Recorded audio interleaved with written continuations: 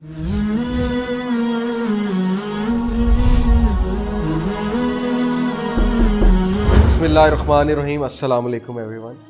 Question मुझे एक sister की तरफ से आया है कि वो अपने भाई के साथ बहुत अटैच थी और अब जो है भाई की शादी हो गई है। बचपन से भाई के साथ एक ताल्लुक़ था, तो एक ही भाई था उनका, बहन भी एक ही है। ज़ाहिर है जब किसी एक सिबलिंग की शादी हो जाती है तो फिर बंदा घर में अकेला रह जाता है, अकेला महसूस करता है अपने आप को। तो लेटली शी सेड कि वो कुछ ज़्यादा ही फील कर रही हैं निगलेक्टेड, क्योंकि भाई ज़ाहिर है शादी के बाद बिज़ी हो गया है और उनको शायद इतना टाइम नहीं दे पा रहा, शायद उनके साथ नहीं है, सेपरेट अकोमोडेशन में है, तो अपने बीवी बच्चों में मसरूफ़ हो गए। तो उनमें कुछ ऐसी फीलिंग्स आ रही हैं कि वो डिप्राइव भी फील कर रही हैं, निगलेक्टेड भी फील कर रही हैं। तो व्हाट शुड शी डू, ये है उनका इस पे क्वेश्चन और इस पे वो एक आंसर चाहती हैं। पहली बात तो ये है कि हमें ये समझना चाहिए कि पेरेंट्स को बचपन से बच्चों को ये सिखाना चाहिए कि how to overcome disappointments in life, और ये बताना चाहिए कि डिसअपॉइंटमेंट्स आएंगी। मैं अभी उस कॉन्टेक्स्ट में बात नहीं कर रहा, सिस्टर की तरफ मेरा जो है बिल्कुल भी इशारा नहीं है। मैं वैसे ही एक जनरल बात कर रहा हूँ कि पेरेंट्स को इस तरह से डील करना चाहिए कि बचपन से वो हमें रियलिटीज़ ऑफ लाइफ के बारे में बताएं और how to tackle disappointments in life उसके बारे में सिखाएं। यानी they should not give us what we want all the time, sometimes they need to teach us ke how to tackle disappointments. You won't get in life always what you want. Sometimes you won't get many a times you won't get what you want. So you should know how to tackle disappointment. खैर ये तो एक additional बात। अब जो question है sister का कि वो अपने भाई को मिस करती हैं, तो बात असल में ये है कि ये एक रियलिटी है कि एक दिन आपकी सिस्टर की भी शादी होगी, भाई की भी शादी होगी, एक दिन आपकी भी हो जाएगी। तो डेफिनेटली वो ताल्लुक़ नहीं रहता, वो क्लोजनेस नहीं रहती। बचपन की यादें कुछ और हैं, जब सब इकट्ठे होते हैं, सब खेलते हैं, आपस में बैठते हैं। फिर बहन भाई का रिलेशन बड़ा एक मुकद्दस रिलेशन है, आपस में बहुत क्लोज होते हैं बहन भाई। उसके बाद जब वाइफ आती है भाई की, ऑब्वियसली तो उसने उसको भी टाइम देना। तो यहाँ पे थोड़ी सी हमें मैच्योरिटी दिखानी चाहिए और हमें ये चीज़ रियलाइज़ करनी चाहिए कि love is not about taking, it's about giving as well. When जो हमारा भाई है उसकी शादी हो चुकी है, तो अब हमें समझना चाहिए कि उसके साथ एक और इंसान अटैच्ड है जिसके राइट्स हैं और आपके भाई पे कुछ फ़राइज़ हैं कि वो फ़राइज़ को सर अंजाम दे। उन फ़राइज़ को सर अंजाम देने के लिए उसको बीवी को टाइम भी देना है, क्योंकि अल्लाह ने उससे पूछना, उसने बच्चों को भी टाइम देना है, फिर जॉब भी करनी है। तो काफ़ी हेक्टिक लाइफ हो जाती है, जिसकी वजह से शायद आपके साथ वो रिलेशनशिप ना रहे। तो हमें यहाँ पे हमें मैच्योरिटी दिखानी चाहिए, हमें ये समझने की ज़रूरत है कि जितना हमने उसके साथ टाइम गुजारा है, उस टाइम में वो फ्री था और उस टाइम में हम क्लोज थे, वो हमारे साथ था। अब चूंकि उसकी जिम्मेदारी ऐड हो गई है, उसके साथ एक और इंसान मुंसलिक हो चुका है, हमें उनके लिए दुआ करनी चाहिए। लेकिन साथ ही भाई को भी मैं नसीहत करता हूँ कि भाई को अपनी बहन का ख्याल रखना चाहिए। उसको कभी ये फीलिंग नहीं दिलवानी चाहिए कि जैसे उसको निगलेक्ट किया जा रहा है, उसके लिए बिल्कुल भी टाइम नहीं है। तो ना हमें इतना डिमांडिंग होना चाहिए, क्योंकि हमें ये बात अंडरस्टैंड करनी चाहिए कि now he has started a new life, so we should give that person time. ना भाई को इतना निगलेक्टफुल होना चाहिए कि वो बिल्कुल ही जो है वो निगलेक्ट कर दे अपनी फैमिली को। इसी तरह का मामला सिस्टर्स के हवाले से है। सिस्टर्स आपस में बड़ी अटैच होती हैं, उसके बाद जो है एक की शादी हो जाती है, दूसरी लोनली फील करती है, या हम अक्सर लोग सिबलिंग से कंपटीशन लगा लेते हैं।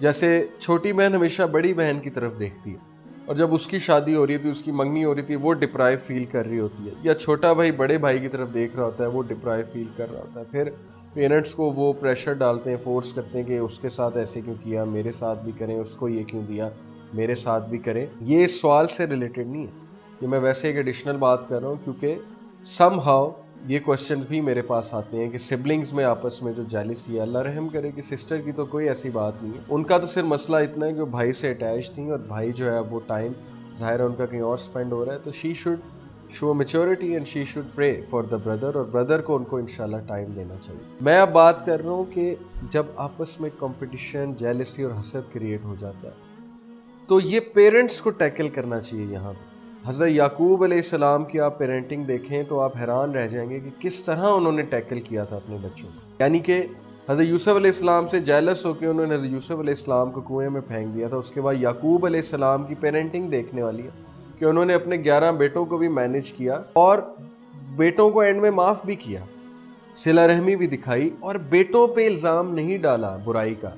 उन्होंने हमेशा शैतान की तरफ रेफ़र किया। बेटों को गलती उनकी ज़रूर बताई, लेकिन रेफ़र शैतान की तरफ किया कि शैतान ने इनको जो है वो वरगला दिया था। फादर का रोल बहुत पॉजिटिव। पहली बात, दूसरे बच्चों के सामने ये मेंशन करने की क्या ज़रूरत है कि फ़लाने को मैं ये दे रहा हूँ, फ़लाने के साथ मैं ये कर रहा हूँ। जो आपके पर्सनल मैटर्स हैं मियाँ बीवी में डिस्कस होने चाहिए। दूसरों की मौजूदगी में अगर आप ये डिस्कस करेंगे कि हम उसके लिए ये कर रहे हैं, उसके लिए वो कर रहे हैं, तो फिर उसके माइंड में ये बात आ सकती है, उस बच्चे के माइंड में, कि फिर मेरे लिए क्यों नहीं किया जा रहा। फिर दूसरों के सामने, दूसरे बच्चों के सामने पहले को डांटना, इससे उसकी सेल्फ एस्टीम हर्ट होगी।